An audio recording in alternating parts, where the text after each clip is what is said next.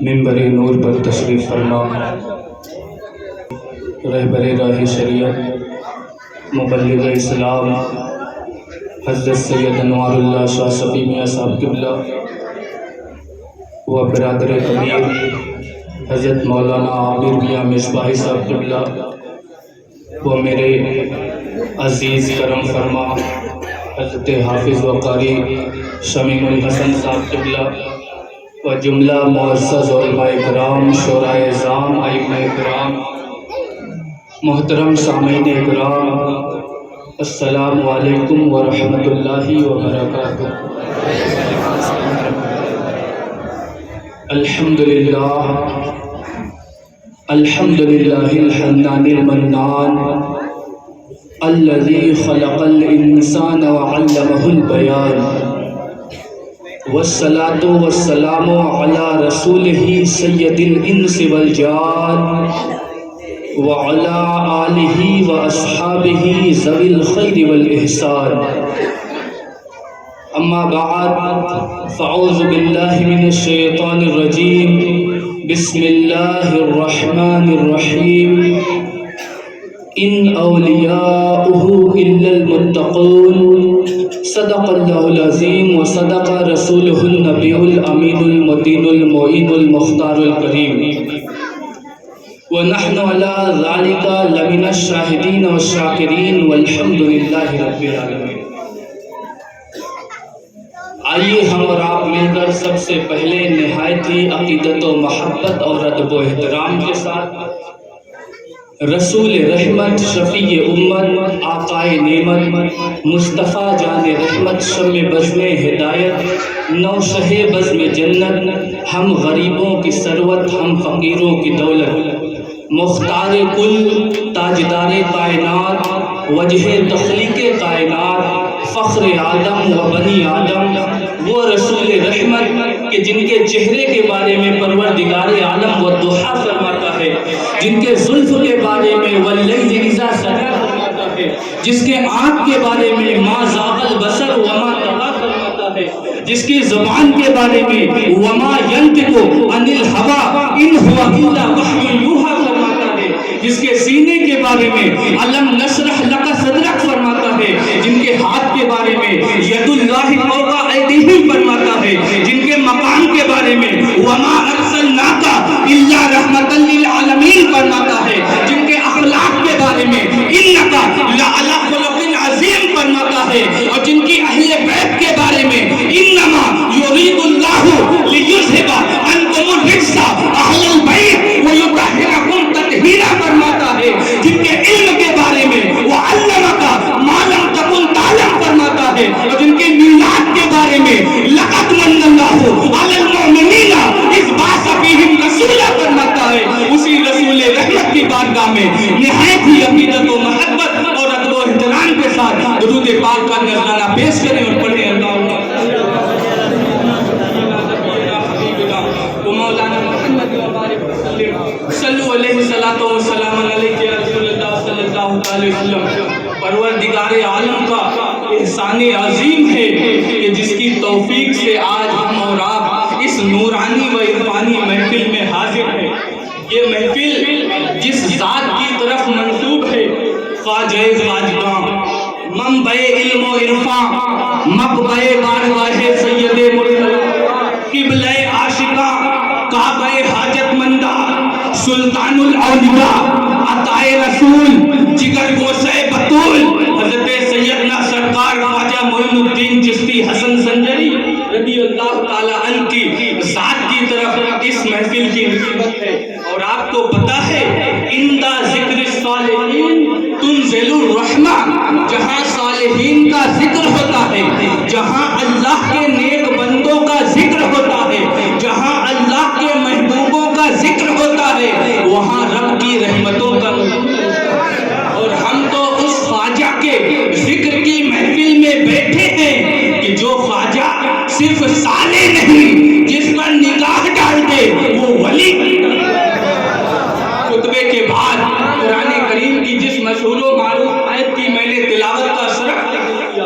اس پر کچھ عرض کرنے سے پہلے خواجہ غریب نواز رضی اللہ تعالیٰ عنہ کی بارگاہ میں منقبت کے چند اشعار پیش کر رہا ہوں، سماعت فرمائیں۔ نشان جرت شیر خدا غریب نواز، نشان جرت شیر خدا غریب نواز، ہمارے حامی و مشکل کشا غریب نواز، ہمارے حامی و مشکل کشا غریب نواز، اور نبی نے جوہر ہستی سوار کر بھیجا، نبی نے جوہر ہستی سوار کر بھیجا، سفیر الفت خیر الورا غریب نواز، سفیر الفت خیر الورا غریب نواز، اور انہی کے ہاتھ ہے ایوان ہند کی شاہی، انہی کے ہاتھ ہے ایوان ہند کی شاہی، ہے بادشاہوں کے بھی بادشاہ غریب، ہے بادشاہ کے بھی بادشاہ غریب نواز، اور دل و نگاہ میں لا تحزنوں کی تنویر، خصوصی توجہ چاہتا کہ دل و نگاہ میں لا تحزنوں کی تنویریں، دکھی دلوں کے لیے آسرا غریب، دکھی دلوں کے لیے آسرا غریب نواز، اور کمال صبر و رضا میں وہ نائب شبیر، کمال صبر و رضا میں وہ نائب شبیر، بصیرتوں میں حسن کی ادا غریب، بصیرتوں میں حسن کی ادا غریب نواز، اور صدا تھی ایسی کہ دشمن بھی کہہ اٹھے لبیک، صدا تھی ایسی کہ دشمن بھی کہہ اٹھے لبیک، سبھی پکارے میرے رہنما غریب، سبھی پکارے میرے رہنما غریب نواز، اور فریدی ان کی پہنچ ذل نحن اقرب، فریدی ان کی پہنچ، فریدی ان کی پہنچ ذل نحن اقرب ہے، مدد کو آ گئے جس دم کہا غریب، مدد کو آ گئے جس دم کہا غریب نواز۔ درود پاک پڑھیں، اللہم صلی اللہ حبیبنا مولانا محمد وبارک وسلم، صلو علیہ الصلوۃ والسلام علیک یا رسول اللہ صلی اللہ علیہ وسلم۔ ایک بار اور درود پاک پڑھیں۔ سیدنا مولانا محمد معلی کرم وعلا آلہ وصحبہ وبارک وسلم۔ خطبے کے بعد قرآن کریم کی جس مشہور و معروف آیت کی تلاوت کا میں نے شرف حاصل کیا، رب کریم ارشاد فرماتا ہے ان اولیاءہ الا المتقون، جو اللہ کے محبوب بندے ہوتے ہیں، جو اللہ کے دوست ہوتے ہیں، جو اللہ کے ولی ہوتے ہیں، وہ صاحب تقویٰ۔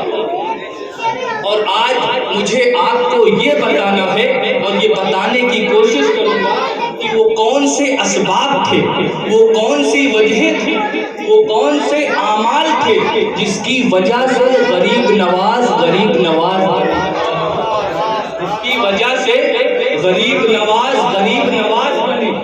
آپ دیکھیں کہ پروردگار عالم نے اس روئے زمین پر بے شمار انسانوں کو پیدا کیا، کروڑوں لوگ اس دنیا سے گزر چکے، کروڑوں لوگ موجود ہیں، صبح قیامت تک لوگ پیدا ہوتے رہے۔ ہر شخص کا ایک مقصد ہوتا ہے، ایک ٹارگٹ ہوتا ہے، ہر شخص کی ایک تمنا ہوتی ہے، یہ آرزو ہوتی ہے، یہ خواہش ہوتی ہے کہ وہ کامیابی اس کے قدم چومے۔ ہر شخص کی یہ آرزو ہوتی ہے، یہ تمنا ہوتی ہے، لیکن پھر بھی دنیا میں آنے والا ہر شخص کامیاب ہے۔ دنیا میں صرف آرزو کے ذریعے، صرف تمنا کے ذریعے کامیابی نہیں ملتی، اس کے لیے کچھ کرنا پڑتا ہے۔ ہم یہاں پر بیٹھے ہیں اور ہم یہ سوچے کہ ہمیں اجمیر شریف جانا ہے، اب ہم نہ یہاں سے اٹھ رہے ہیں، نہ سفر کر رہے ہیں، نہ اس کی تیاریاں کر رہے ہیں، تو ہم اجمیر شریف تک نہیں پہنچ سکتے۔ تو ہر شخص کی یہ خواہش ہے، یہ آرزو ہے، یہ تمنا ہے کہ وہ کامیاب ہو، لیکن ہر انسان کامیاب نہیں، بلکہ کامیاب وہی ہوتا ہے جس کی منزل اس کے نگاہوں کے سامنے، جس کا مقصد اس کی نگاہوں کے سامنے ہوتا ہے، اور صرف تصور نہیں بلکہ اس مقصد کے حصول کے لیے، اس منزل تک پہنچنے کے لیے اسی طریقے کا وہ عمل کرتا ہے جس کے ذریعے دیکھیں کہ ایک اسٹوڈنٹ جب وہ صبح کو اٹھتا ہے تو اس کی منزل اس کے نگاہوں کے سامنے اس کے تصورات میں ہوتی ہے. وہ یہ سمجھتا ہے کہ مجھے اپنے اسکول جانا ہے, مجھے اپنے کالج جانا ہے, مجھے اپنی یونیورسٹی جانا ہے. وہ اپنے ڈریس کو صاف کرتا ہے, اپنے جوتوں میں پالش کرتا ہے, اپنی ٹفن تیار کرتا ہے. یہ تمام ضرورت کی چیزیں وہ تیار کرتا ہے. اس کے بعد اس راستے پر سفر کرتا ہے کہ جس پر سفر کر کر آسانی کے ساتھ وہ اپنی منزل تک پہنچ جائے, اور پھر ان تمام چیزوں پر عمل کرنے کے بعد آسانی سے وہ اپنی منزل تک پہنچ جاتا ہے. ان میں سے بہت سارے لوگ کاروبار والے بیٹھتے ہیں. صبح اٹھنے کے بعد کسی کی منزل اس کا کارخانہ ہوتا ہے, کسی کی منزل اس کی آفس ہوتی ہے, کسی کی منزل اس کی دکان ہوتی ہے. اگر ہم صبح اٹھ کر گھر میں بیٹھ کر سوچتے ہی رہیں کہ ہمیں وہاں جانا ہے, اس کے لیے کچھ عمل نہ کریں, تو ہم اپنی منزل تک نہیں پہنچیں, بلکہ منزل تک وہی پہنچے گا جو وہ تمام ضروری چیزیں ہیں جو اس کے منزل تک پہنچنے کے لیے جو کارآمد ہے, ان تمام چیزوں پر عمل کرنا ہے. اب آپ دیکھیں اللہ تبارک و تعالیٰ کا احسان عظیم ہے کہ اس نے ہمیں اشرف المخلوقات انسان بنایا, اور اس سے بھی بڑھ کر احسان یہ ہے کہ اس نے ہمیں مسلمان بنایا. اب جب مالک کائنات نے ہمیں مسلمان بنایا تو بحیثیت ایک مسلم ہم پر یہ ضروری ہے کہ ہم اپنے دنیا میں آنے کی وجہ, ہم دنیا میں بھیجے کیوں گئے ہیں, اس کا مقصد کیا اور ہماری منزل کیا ہے, اس پہ ہماری نظر ہونی چاہیے, تبھی ہم جا کر اپنی منزل پر پہنچیں. اور ہر مسلمان کی جو منزل ہونی چاہیے اور جو مقصد ہونا چاہیے وہ رب کی معرفت اور رب کی رضا. ہم زندگی میں کوئی اعمال کریں, کوئی بھی کام کریں, تو یہ ہمارا مقصود یہ ہونا چاہیے کہ وہ کام دکھانے کے لیے نہ, وہ کام ریا کے لیے نہ ہو, وہ کام سستی شہرت کے لیے نہ ہو, بلکہ وہ کام رضائے الہی کے لیے. اور جب بندہ اپنے دنیاوی ہر کام کو رب کی رضا کے لیے کرتا ہے تو پھر وہ اپنے منزل تک آسانی سے پہنچ جاتا ہے, دنیا میں بھی وہ کامیاب ہوتا ہے, آخرت میں بھی وہ. خود اگر ہم اللہ کے رسول صلی اللہ علیہ وسلم کی بارگاہ میں سوال کریں کہ یا رسول اللہ, آپ کی نمازیں, آپ کی قربانیاں, آپ کی زندگی یہ سب کس لیے ہے, تو اللہ کے رسول صلی اللہ علیہ وسلم نے ارشاد فرمایا ان صلاتی و نسکی و محیای و مماتی للہ رب العالمین. اے لوگوں, میری نمازیں, میری قربانیاں, میرا جینا, میرا سب کچھ میرے رب کے لیے, میرا سب کچھ میرے رب کے لیے ہے. تو انسان کا ٹارگٹ, انسان کی منزل اس کے نگاہوں کے سامنے ہونی چاہیے. اور غریب نواز نے یہی کیا کہ پوری زندگی کے ہر عمل کو اگر غریب نواز نے کیا ہے تو وہ رب کی معرفت کے لیے کیا ہے, رب کی رضا کے لیے کیا ہے. اور جب غریب نواز کا اٹھنے والا ہر قدم رب کی رضا کے لیے ہوا تو غریب نواز کا مقام اور مرتبہ یہ ہوا. آپ زمین کی طرف دیکھ رہے ہیں تو تحت الثری نظر آ رہا ہے, آسمان کی طرف دیکھ رہے ہیں تو عرش اعظم کا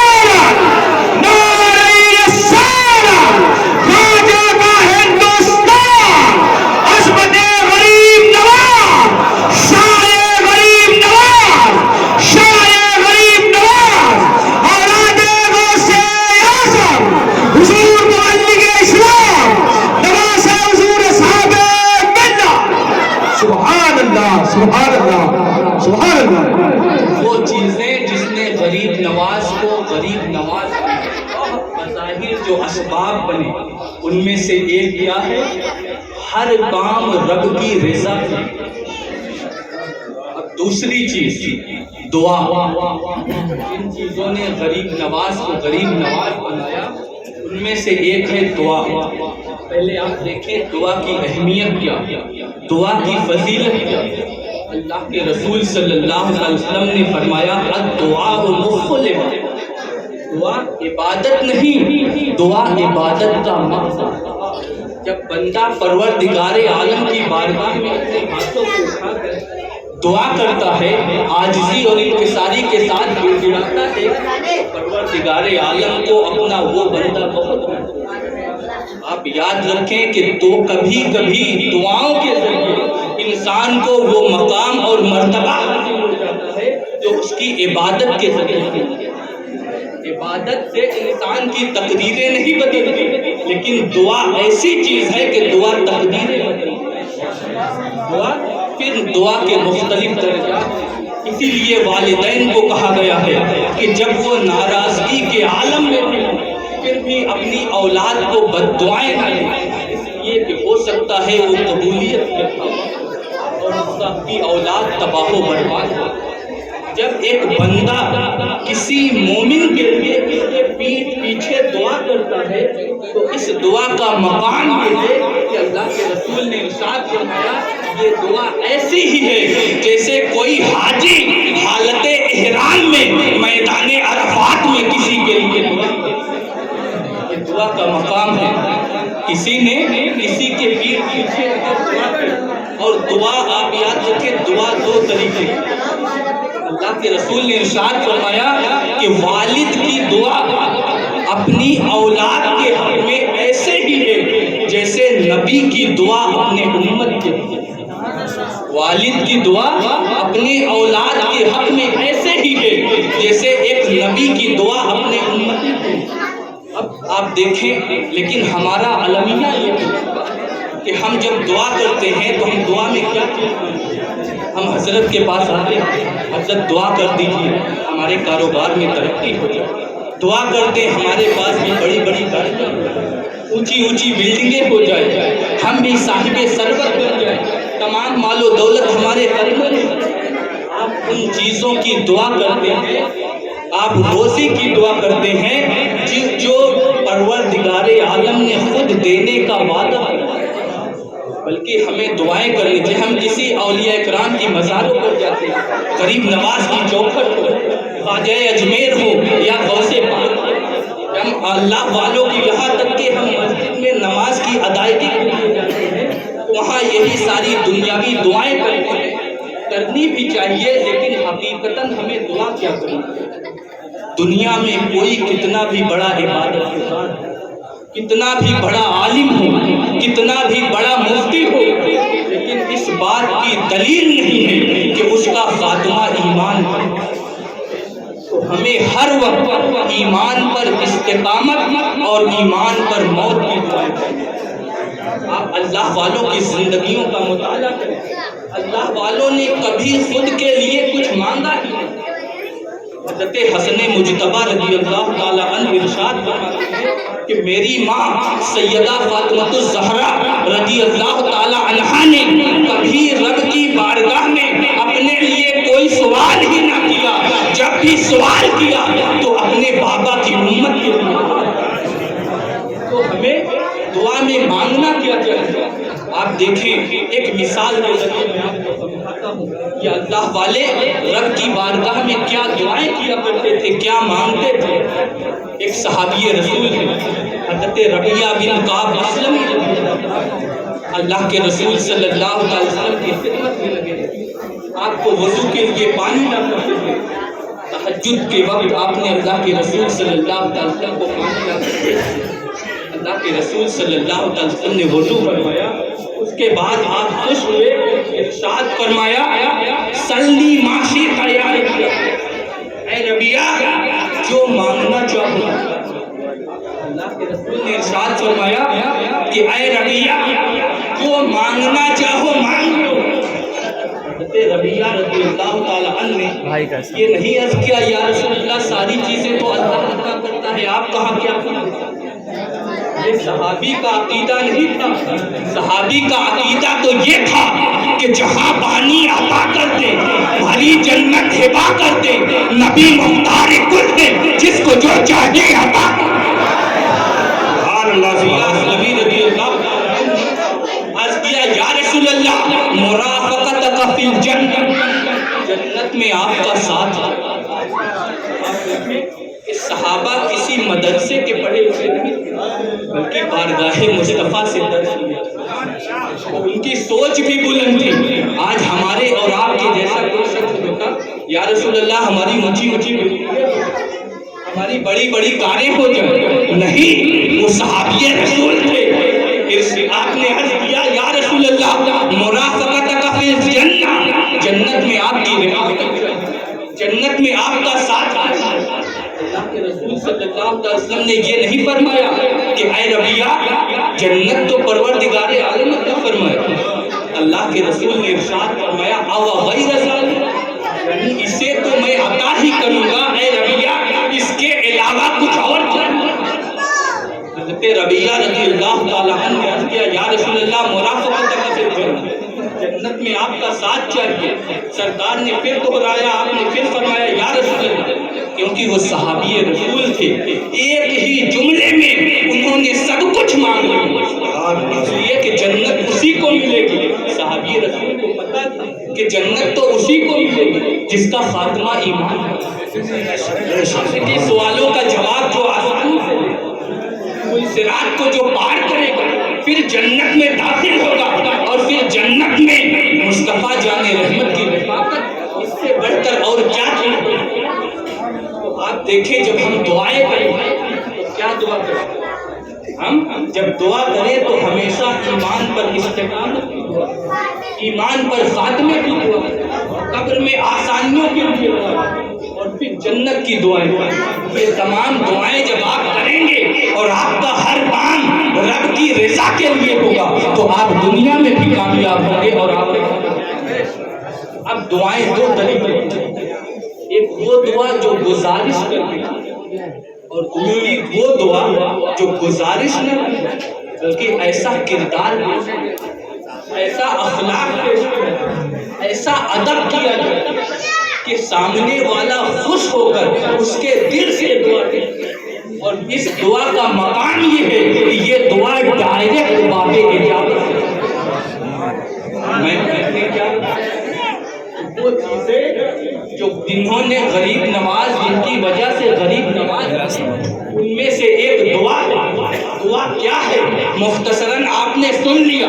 دعا دو طریقے کی ہے، ایک گزارش والی دعا، ایک جو خدمت کے بدلے جو ادب کے بدلے دعا دل سے ملے. اس دعا کا مقام بہت بلند و بالا ہے.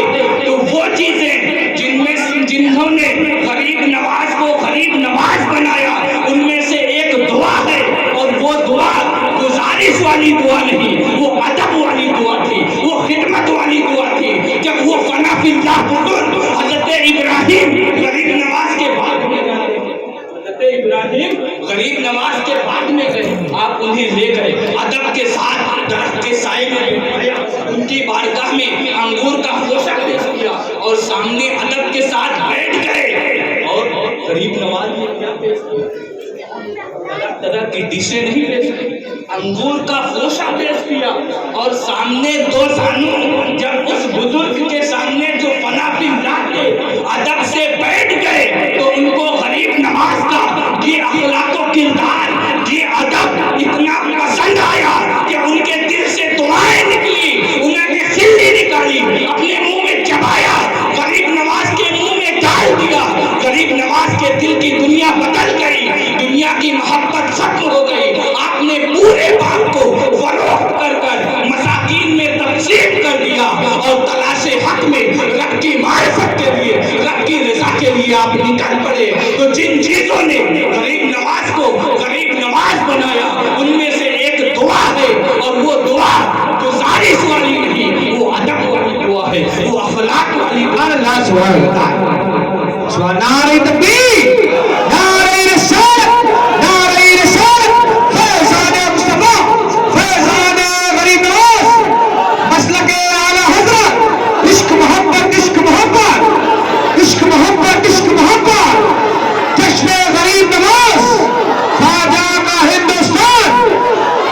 हिंदुस्तान का सुन्नी मुसलमान। और आप खामोश हो जाओ, चुपचाप सुनो, कहीं से शोर नहीं आनी चाहिए, समझ लीजिए। आप लोग यहाँ महफिल में आओ, क्या है मचा कर रख दो, खामोशी से सुने, पहले बात को समझे क्या कह रहे हैं, क्या बताओगे जाकर के बच्चों को बाहर बैठा दिया तो फिर खामोश बैठो अपने पास में, बैठ जाओ चुपचाप, कोई बोलेगा नहीं, अब नहीं पान खिला दूंगा मिला के साथ। चलिए दरूद पाक पढ़े।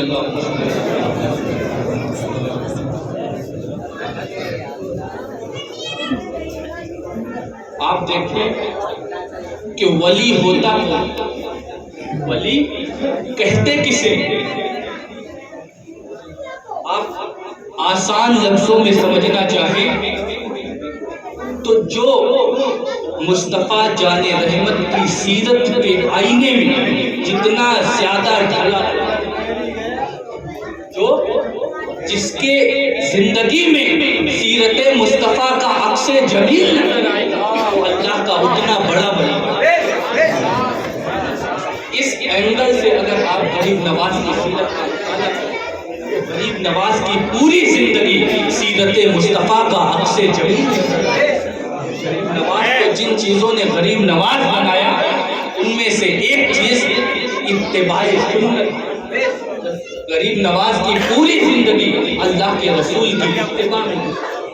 आप देखें, एक मिसाल के साथ मैं अपनी बात को, अल्लाह के रसूल सल्लल्लाहु अलैहि वसल्लम तशरीफ फरमा, सहाबा इकराम का मजमा, अल्लाह के रसूल सल्लल्लाहु अलैहि वसल्लम वाज़ खिताब फरमा रहे हैं। अचानक एक आवाज दरमियान में मस्जिद नबवी में एक आवाज आई, ऐ मोहम्मद मैं आपको कुछ सुनाना चाहता हूं। अल्लाह के रसूल ने अपने खिताब को, अल्लाह के रसूल उस औरत की तरफ मुतवज्जे हुए जो आवाज लगा। जब अल्लाह के रसूल मुतवज्जे हुए तो तमाम सहाबा भी मुतवज्जे। अब अल्लाह के रसूल सल्लल्लाहु अलैहि वसल्लम ने इरशाद फरमाया, बताओ क्या करूं। उस औरत ने कहा, पहले मेरे करीब आओ, बताओ। अल्लाह के रसूल सल्लल्लाहु अलैहि वसल्लम उस औरत के करीब तशरीफ ले। उसके बाद उसने अल्लाह के रसूल सल्लल्लाहु अलैहि वसल्लम को अपने साथ लेकर वो औरत चलने लगी और एक ऐसे मकाम पर पहुंची जहाँ पर तेज धूप, वहाँ पर वो औरत खड़ी हो गई, चिलचिलाती हुई। और वो औरत पागल थी, कम अक्ल थी।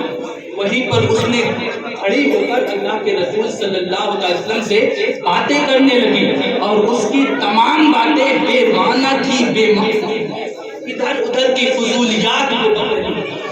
अल्लाह के रसूल सल्लल्लाहु अलैहि वसल्लम की पेशानी पर शिकन भी ना आया, बल्कि ताजदारे नबूवत सल्लल्लाहु अलैहि वसल्लम कंधा पेशानी के साथ मुस्कुराते हुए आप उसकी तरफ मुतवज्जे होकर उसकी बात।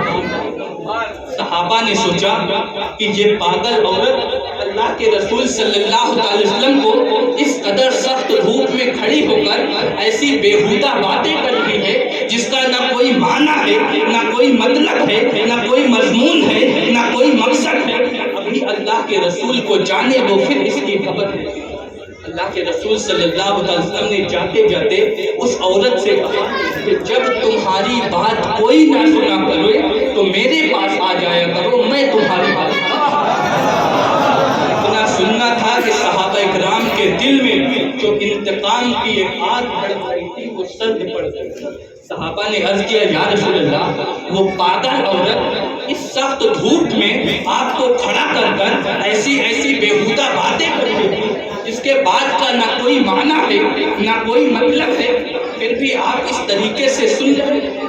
अल्लाह के रसूल सल्लल्लाहु अलैहि वसल्लम ने इरशाद फरमाया, है मेरे सहाबा, अगर मैं भी इसकी ना सुनता तो फिर इसकी कौन सुनता? इसकी कोई नहीं सुनता, इसका कोई नहीं है, और जिसका कोई नहीं है उसका आमिना का लाल है। और इस चीज को आप अपने ज़हन में बताए और सीरत का ये पहलू, इसका अक्से जमील देखना है तो ख्वाजा खाजगा की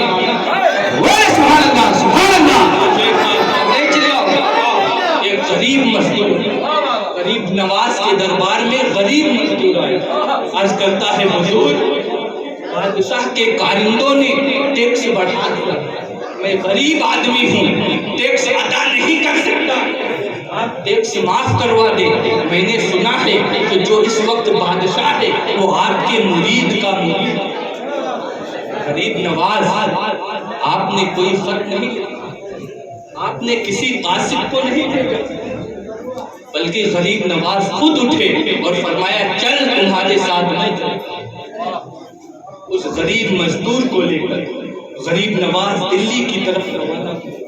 دلی پہنچنے ہی والے تھے تو آپ کے مرید و خلیفہ حضرت خواجہ قطب الدین بختیار کاکی کو یہ خبر ملی تو خواجہ قطب الدین بختیار کاکی اپنے مریدوں کے ساتھ اور اس وقت کا بادشاہ شمس الدین التمش اپنی فوج کے ساتھ غریب نواز کے استقبال میں غریب نواز جب دلی میں داخل ہوئے تو یہ ان دونوں حضرات نے غریب نواز کے قدم کو پکڑ لیا۔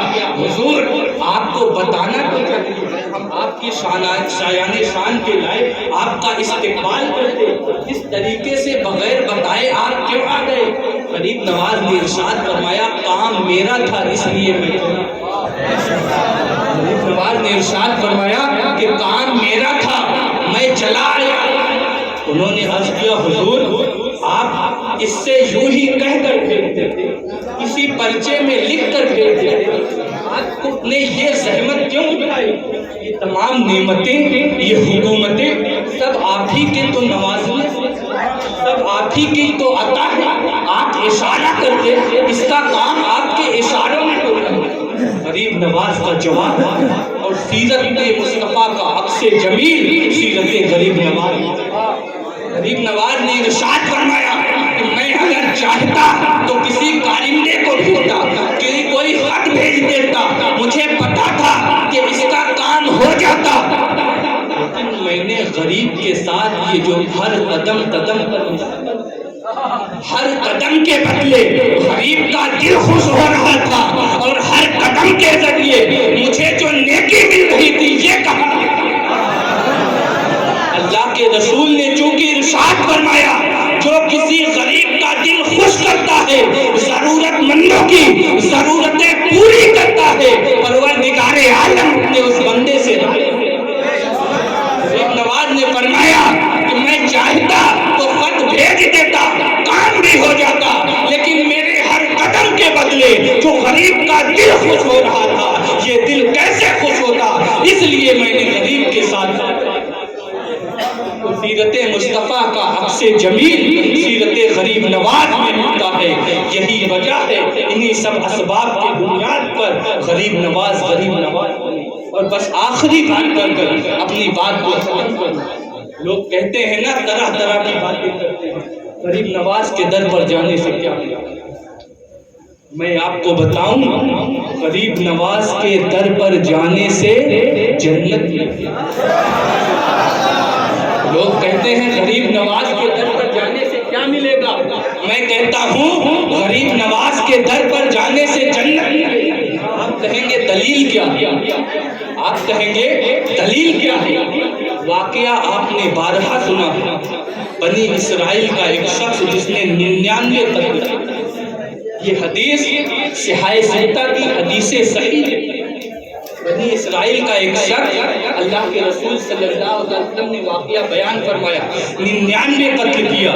جب ایک عالم کی بارگاہ میں اس کے پاس علم تو تھا لیکن فیضان علم نہیں، اس سے مسئلہ پوچھا کہ کیا میرے گناہوں کی مغفرت ہو سکتی ہے؟ بڑی تیزی کے ساتھ میں اپنی گفتگو آگے بڑھا رہا ہوں کیونکہ یہ واقعہ آپ بارہا سنتے رہتے ہیں اور یہ توبہ کے بعد میں ہم سنتے رہتے ہیں جب موضوع توبہ ہوتا ہے، لیکن رسول اللہ کی حدیثوں کا یہ معجزہ ہے کہ آپ اسے جس اینگل